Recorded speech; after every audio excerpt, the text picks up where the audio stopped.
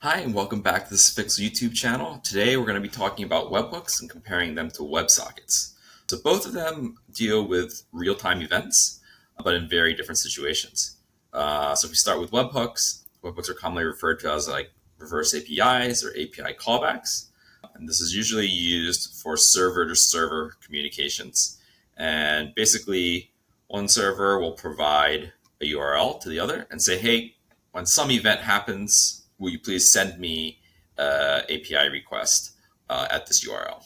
It's very versatile for integrating two separate applications. And so it's used very commonly, for example, in payment systems, so like Stripe or PayPal, to send these notifications to other applications when a payment is initiated, when it's successful, when it's failed. And then the receiving application can then decide what needs to happen within their system based on that event.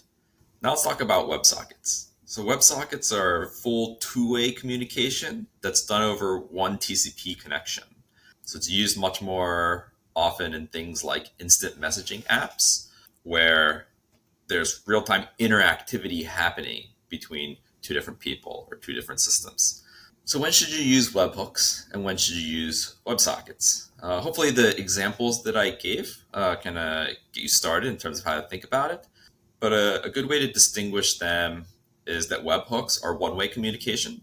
So in the example that I gave, whoever is receiving the event transaction information from Stripe, they don't need to send any information back to Stripe. Stripe doesn't really care what you do with that event notification. It's just they need to know what is the URL to send it to. So that's like a one-way communication from Stripe to the webhook receiver. Whereas with WebSockets, it's people talking back and forth, like in instant messaging or even a video game or some sort of like collaboration app where there's multiple people that need to see the same thing at the same time. So that's a pretty good explanation of webhooks and WebSockets, what they kind of have in common and the key things that make them different and their different use cases.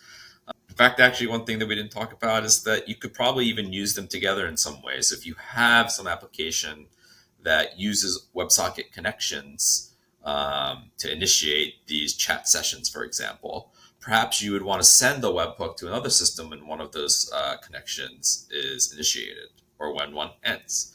And that way, third-party systems can integrate with your chat system. So if you found this video helpful, give it a thumbs up, share it. And don't forget, if you like this type of content, subscribe to the channel. Thank you.